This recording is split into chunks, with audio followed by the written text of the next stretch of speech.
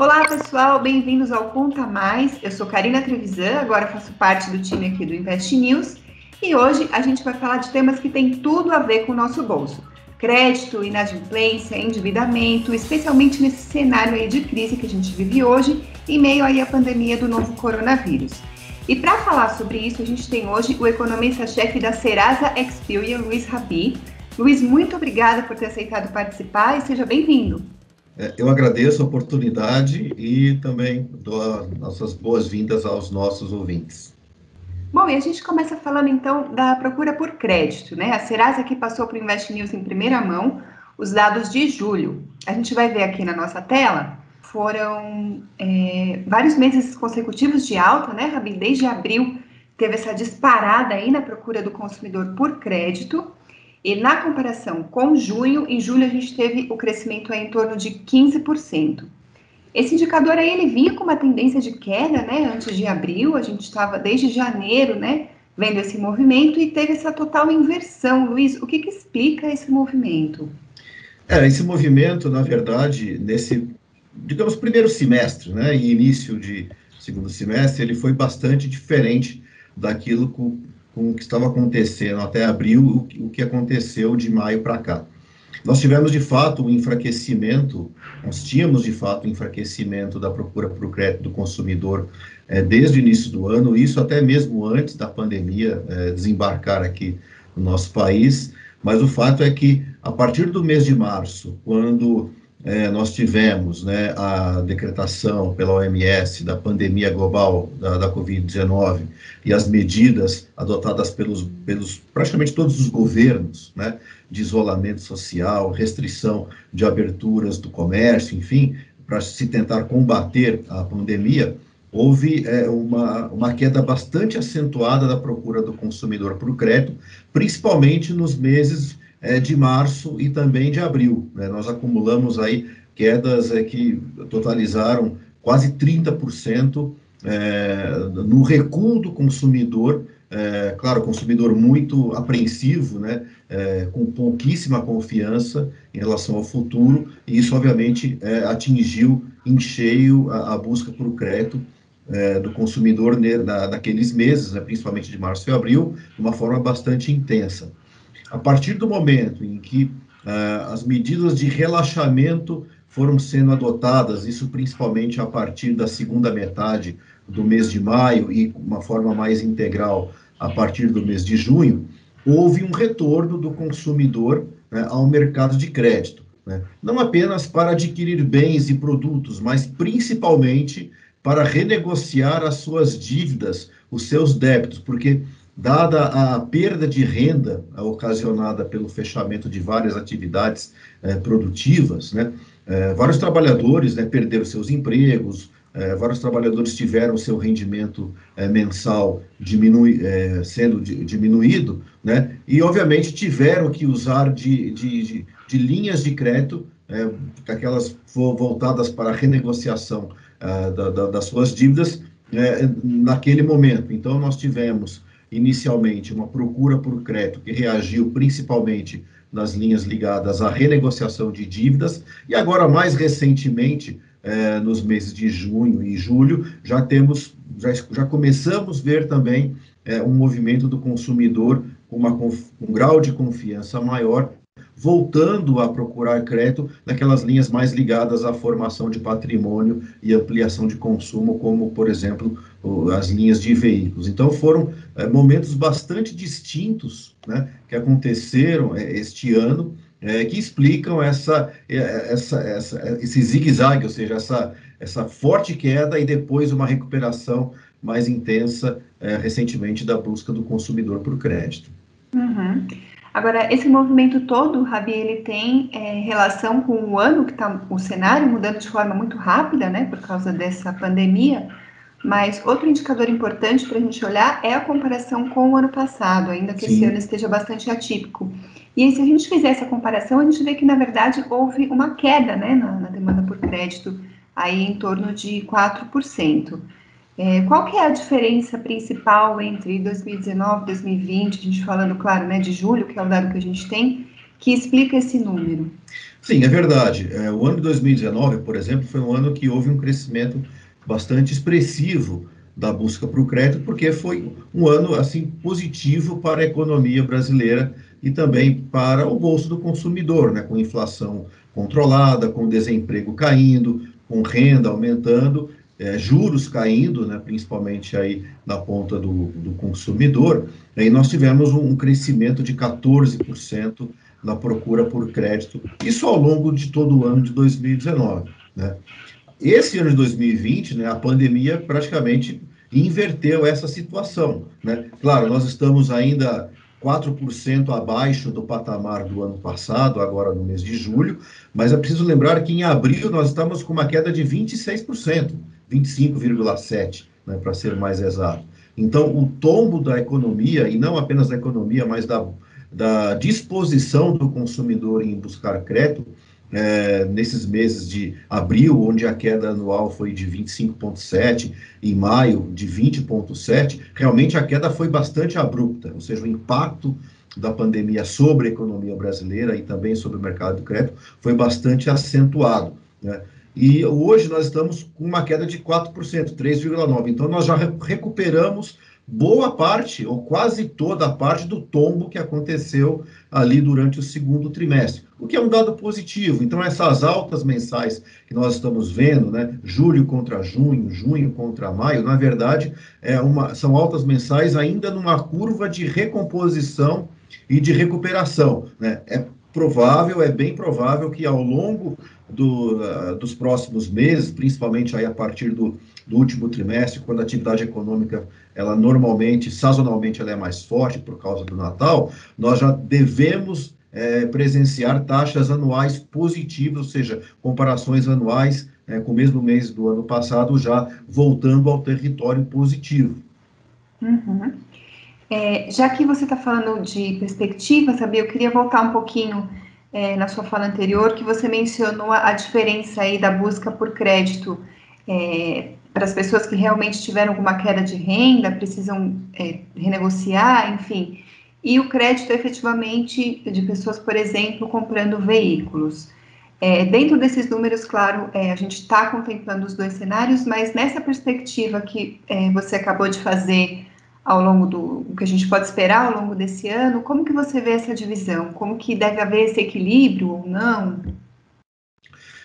Justamente, nós tivemos, de fato, da mesma forma que houve uma mudança abrupta na intenção do consumidor em buscar crédito, também nós tivemos uma mudança abrupta na composição dessa procura e também da concessão de crédito. Por exemplo, se nós olharmos os dados do Banco Central, né, que eles fornecem justamente quais linhas de crédito foram de fato concedidas, efetivamente, digamos, tomadas pelo consumidor, nós vemos o seguinte: antes da pandemia, as linhas de renegociação de crédito giravam em torno de 3 bilhões de reais por mês em novas concessões, ou seja, o volume de renegociação de dívidas dos consumidores perante os bancos girava em torno de 3 bilhões de reais por mês. Esse número chegou a 9 bilhões no mês de abril e também no mês de maio. Então, foi um volume que triplicou, né? Dada justamente essa necessidade do consumidor em readequar o seu orçamento face aí à perda de renda e também o crescimento do desemprego que aconteceu, né? Outra linha que também foi bastante procurada e também e foram atendidas, o consumidor foi atendido pelo sistema financeiro, foi a linha do crédito consignado, que também é uma outra modalidade que as pessoas procuram na hora que estão ali com necessidade mais urgente de caixa e uma alternativa bem mais barata do que o cheque especial e o cartão de crédito, por exemplo, né? Agora, as linhas de veículos justamente foram na direção contrária, ou seja, era um mercado que girava em torno de 10 bilhões de reais por mês em termos de novas concessões, de novos financiamentos de veículos, 10 bilhões de reais, e caiu para menos de 5 bilhões, ou seja, um mercado aí que caiu praticamente 50%. Isso no auge da pandemia, estou falando tudo isso ali naquele período de abril e maio, né? Mais recentemente, agora nós já estamos vendo o mercado de veículos se recompondo, já estamos com um ritmo aí na casa de 8 bilhões, ou seja, 20% abaixo do que estava na pré-pandemia, e as próprias linhas de renegociação, que chegaram a 9 bilhões de reais por mês, estão girando na casa de 7 bilhões. Então, nós estamos vendo o consumidor se reequilibrando, né, em função desse cenário mais positivo, né, que está se abrindo para a economia brasileira agora nesse segundo semestre, ou seja, o grande susto, né, o grande impacto, realmente, o pior momento parece que ficou para trás, né, e toda a ação que foi proporcionada, né, não só pelo governo federal, através do auxílio emergencial, ou através da própria redução de taxa de juros pelo Banco Central, né, mas também uma disposição dos próprios bancos em facilitar as condições de renegociação de dívida junto aos seus clientes, tem proporcionado, digamos, esse reequilíbrio do mercado de crédito, né, com as linhas mais ligadas à expansão de consumo e patrimônio ressurgindo, né, agora nessa virada de segundo semestre, né, mas as linhas de renegociação continuam, né, isso elas ainda vão estar presentes aí ainda por um bom tempo, já que o emprego também, né, que é o principal elemento que determina essa questão da necessidade do consumidor ter aí um desafogo de crédito para tapar os seus buracos no orçamento, o emprego ainda vai, claro, está reagindo, mas vai ser um processo aí mais lento de reação. Uhum. A gente sabe, né, Rabi, que essa crise não atinge todos os consumidores da mesma forma. Os dados da Serasa, claro, contemplam isso e justamente os números de julho mostram bastante essa diferença, né? A gente pode notar que o dado é o seguinte: entre as pessoas que ganham até R$ 500, o aumento da busca por crédito foi de mais de 18%. Agora, olha só, como isso se inverte. O menor aumento na busca por crédito foi justamente entre quem ganha mais, ou seja, na faixa de renda acima de R$ 10.000, a alta foi mais ou menos aí de 14%. Essa tendência tem a ver, claro, com o que a gente está falando, né, Rabi, dessa Sim. necessidade do momento. Não, sem dúvida, né? O que acontece quando nós olhamos, né, a movimentação do consumidor no mercado de crédito, né, quando nós fazemos o corte por faixa de renda. O consumidor de baixa renda, ele é muito mais instável, ele é muito mais volátil, ele é muito mais impactado quando acontece alguma crise, né? Por quê? Porque são consumidores que normalmente não têm nenhum tipo de reserva financeira, não tem, por exemplo, uma aplicação financeira, não tem uma poupança, de onde ele possa sacar, né, recursos em condições aí de dificuldades, né? Então, eles, quando o país entra em crise por qualquer motivo que seja, são consumidores que se retraem muito mais intensamente, né, do mercado de crédito do que os consumidores de alta renda, que podem ainda continuar adquirindo crédito, consumindo produtos financiados, porque eles têm de onde sacar, né, na hora de se pagar uma prestação. Tem uma aplicação financeira, tem dinheiro guardado, enfim, eles têm mais margem de manobra. Quem está na baixa renda não tem normalmente não tem essa possibilidade. Então, eles são muito mais impactados, né, quando uma crise desembarca no Brasil, por exemplo. Então, as quedas mais fortes, mais intensas na retração da procura por crédito naqueles meses de março, abril, obviamente foram na baixa renda. E quando a situação começa a melhorar, né, eles também acabam voltando com mais força, porque justamente foram eles que saíram com mais intensidade quando a situação estava bastante difícil, né? Então, não apenas pela própria necessidade de renegociar as suas dívidas, né, já que são as populações mais vulneráveis, eles também, quando a situação econômica começa a dar os seus primeiros sinais de vida, eles também voltam com uma intensidade maior ao mercado de crédito, né? A alta renda não, ela não reduz muito o seu consumo de crédito, e também quando a situação econômica começa a ficar positiva, ela também não expande com tanto ímpeto assim, né? Porque ela também se retraiu menos. Então, é uma característica bem peculiar, em função justamente da disparidade de renda e da enorme desigualdade de renda que nós, infelizmente, ainda temos aqui no Brasil. Ou seja, a alta renda se comporta de uma forma mais tranquila, né, porque tem reservas financeiras suficientes, e a baixa renda praticamente vive da mão para a boca, sem muitas opções na hora de ter que apertar o cinto, e praticamente se retrai quase que integralmente do mercado de crédito nos piores momentos. Uhum. Agora, falando em apertar o cinto, Rabi, falar um pouquinho de inadimplência, a gente tem aqui os dados de maio, né, ou seja, não são os dados mais tão recentes quanto o da busca por crédito, mas que mostram que a inadimplência naquele mês ficou mais ou menos estável ali, 65 milhões de consumidores com contas atrasadas e empresas mais ou menos 6 milhões. Como que você vê esse número e quais as suas perspectivas para a inadimplência agora no resto desse ano?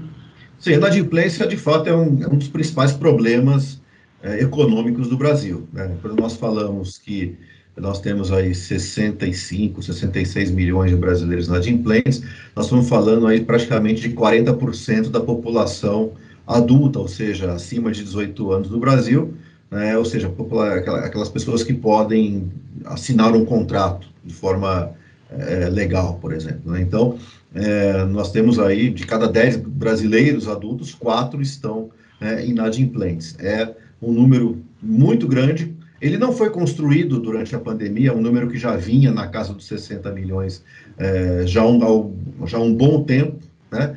Mas o fato é o seguinte, né? No auge, no mês de abril, que foi o auge da pandemia, esse número chegou a 65,9. Ou seja, foi o recorde histórico da inadimplência da pessoa física no Brasil, né? Era 64,8 em março, né? Em abril 65,9, ou seja, 1 milhão e 100 milhões, 1 milhão e 100 mil pessoas ficaram inadimplentes adicionalmente na passagem de março para abril, né? Ou seja, ganhamos aí 1 milhão a mais de novos inadimplentes, né?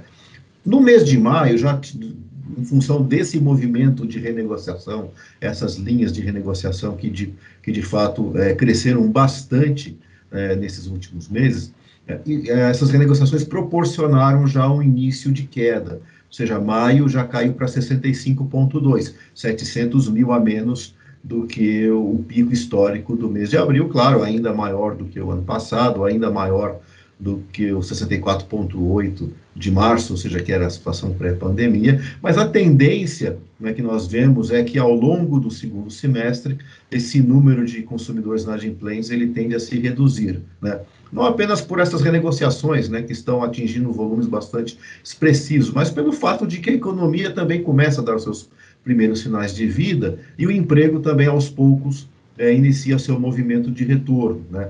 E economia crescendo e emprego se recuperando, ainda que lentamente, são variáveis que historicamente sempre ajudaram a redução da inadimplência.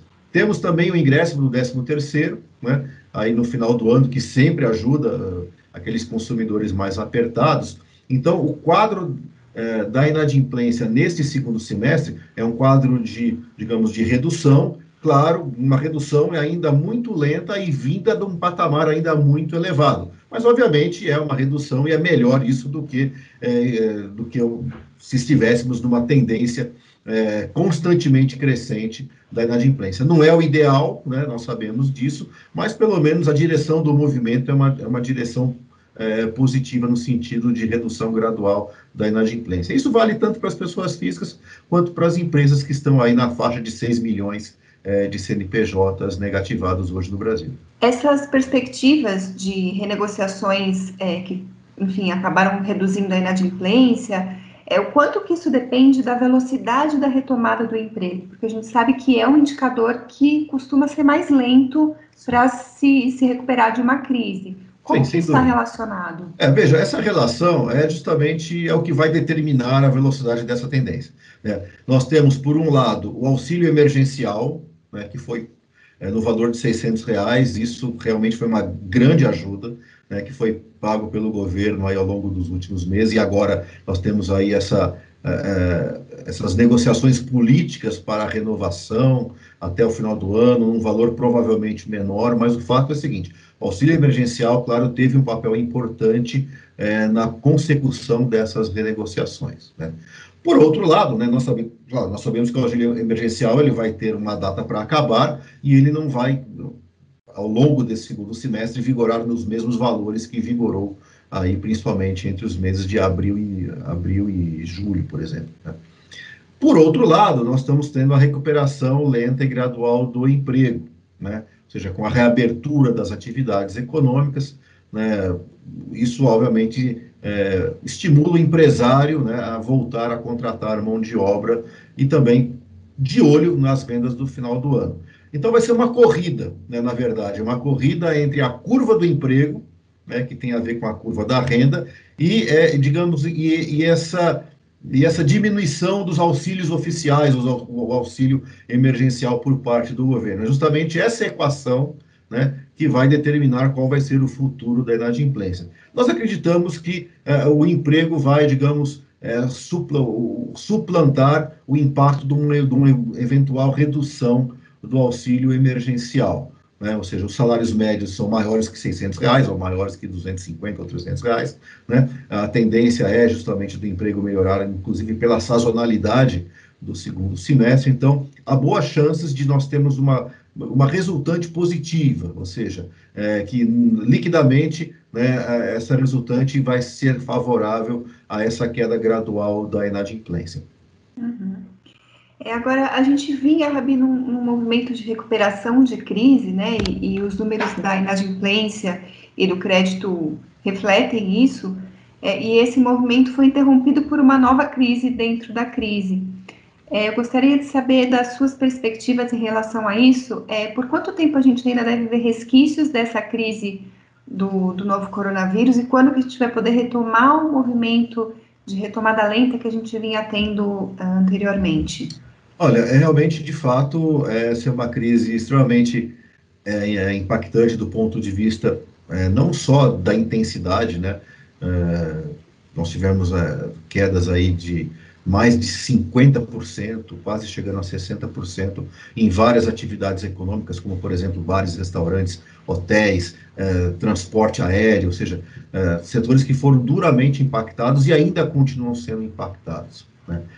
E nós temos também setores que estão conseguindo sair na frente, né, nessa, digamos, nesse início de retomada, como, por exemplo, o setor de material de construção, setor de imóveis e eletroeletrônicos, né, porque, afinal de contas, com muitas pessoas tendo que trabalhar de suas casas, né, muitas pessoas tiveram que montar pequenos escritórios, comprar um móvel, uma cadeira mais confortável, um computador, um equipamento, um notebook, enfim, que seja mais veloz e com mais capacidade. Então, nós temos setores, né, que estão conseguindo sair na frente, ou seja, liderando essa retomada, só que nós temos setores ainda que estão muito atrasados, né, e com quedas bastante expressivas.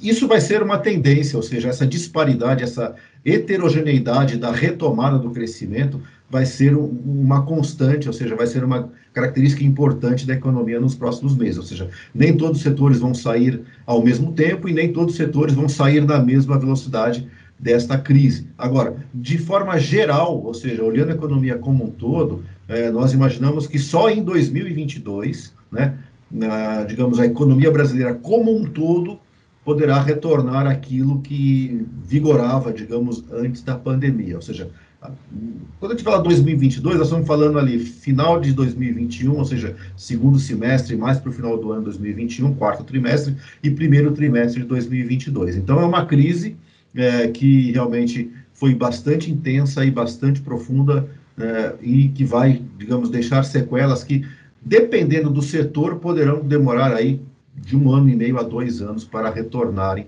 aos níveis anteriores à crise. Outros setores, né, poderão e deverão, né, chegar a momentos, a situações em termos de volume de vendas, né, pré-pandemia, bem mais rapidamente do que outros setores.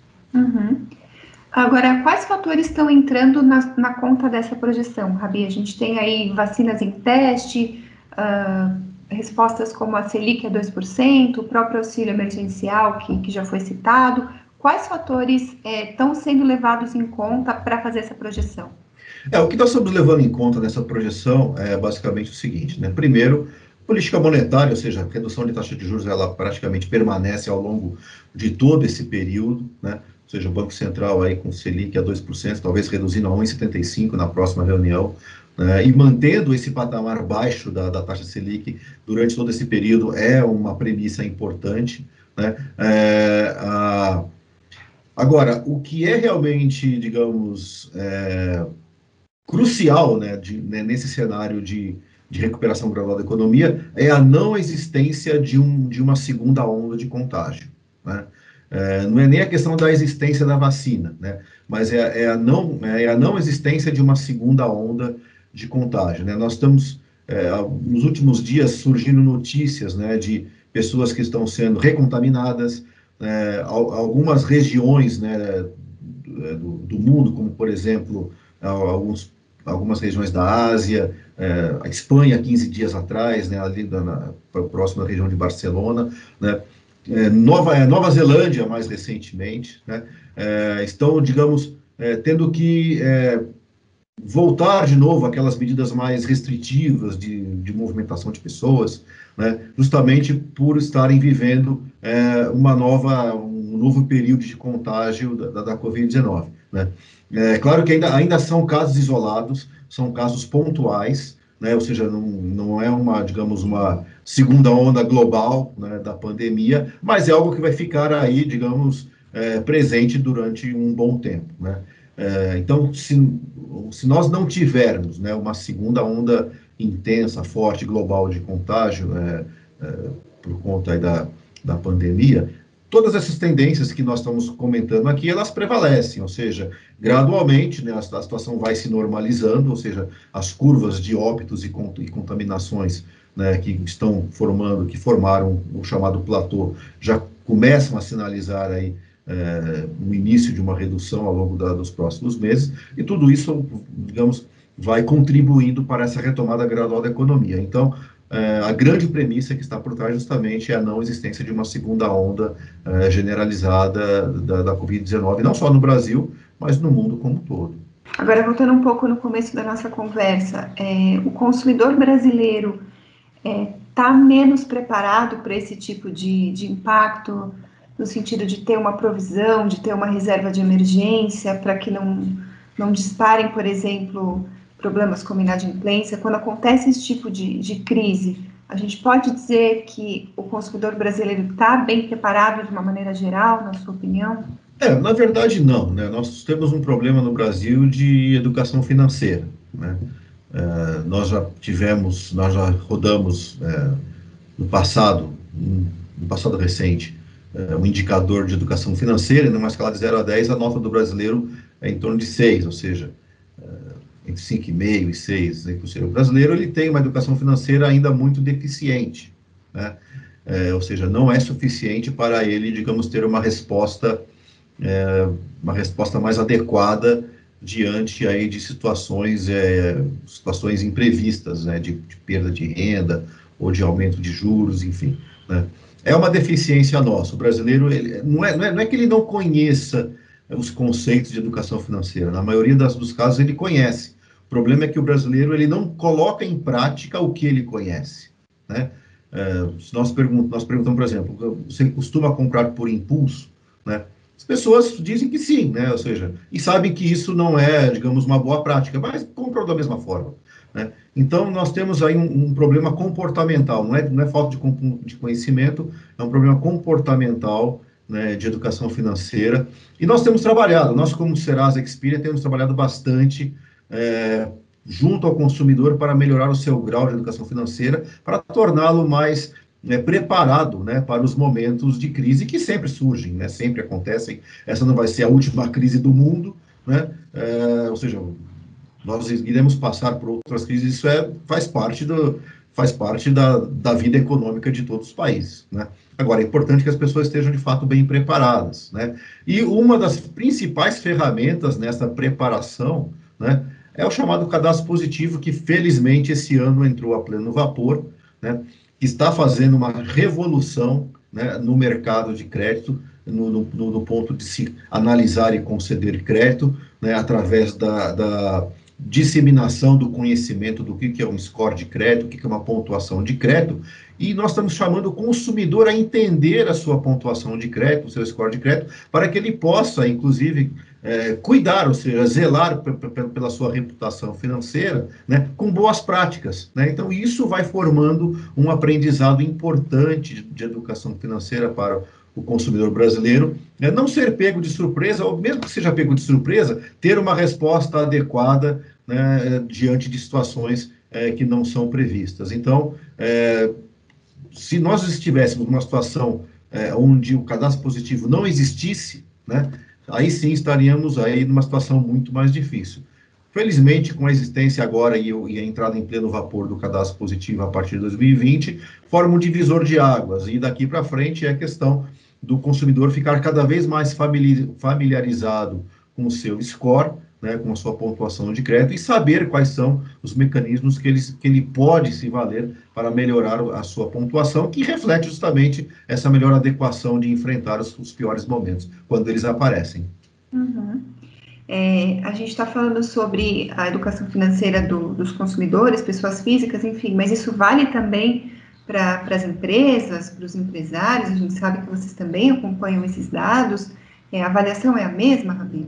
Sim, a avaliação é a mesma, porque hoje no Brasil, de cada 10 empresas que nascem, 8 são de micro e pequenas empresas, né? Ou seja, e dessas 8, quase todas são chamados microempreendedores individuais, né? São aquelas empresas que normalmente as finanças pessoais se misturam com as finanças empresariais, ou seja, o bolso acaba sendo muitas vezes o mesmo, né? Seja do pequeno negócio, seja o bolso do dono daquele negócio como pessoa física. Então, a falta de conhecimento, a falta de educação financeira dos proprietários dessas empresas acaba se refletindo também na vida financeira das suas próprias empresas. Então, assim, é muito difícil, né, no caso do Brasil, onde nós temos aí quase 90%, mais de 90% dos CNPJs existentes são de micro e pequenas empresas, é muito difícil não melhorar a saúde financeira das empresas sem melhorar a saúde financeira dos seus sócios, ou dos seus donos, dos seus proprietários, que são justamente o cidadão brasileiro comum, né? Então, digamos, não tem, quer dizer, não há muita alternativa, né? Ou seja, enquanto não nós tivermos uma população, né, com um grau suficientemente razoável, né? Não vou falar nem elevado, porque aí seria um sonho, mas um grau de educação financeira minimamente razoável, né? Nós também teremos ainda que conviver com empresas, né, que também possuirão, ou ainda possuirão aí grandes deficiências na gestão da sua vida financeira. Tá certo. Bem, Rabi, as perguntas que eu tinha programado para fazer eram essas, mas tem alguma coisa que eu deixei de fora, não mencionei, você acha importante trazer aqui para nossa conversa? Por favor, fica à vontade. Eu acho que já falou de tudo, até mais do que eu esperava. Então, acho que foi bastante completo. Tá ótimo. Eu agradeço, então, mais uma vez a participação. Tá Hoje o bom. Conta Mais fica por aqui. Até a próxima. A gente espera vocês. E continue acompanhando nossas transmissões aqui no Invest News. Obrigada. Obrigada, Rabi. Ok, eu agradeço e até a próxima.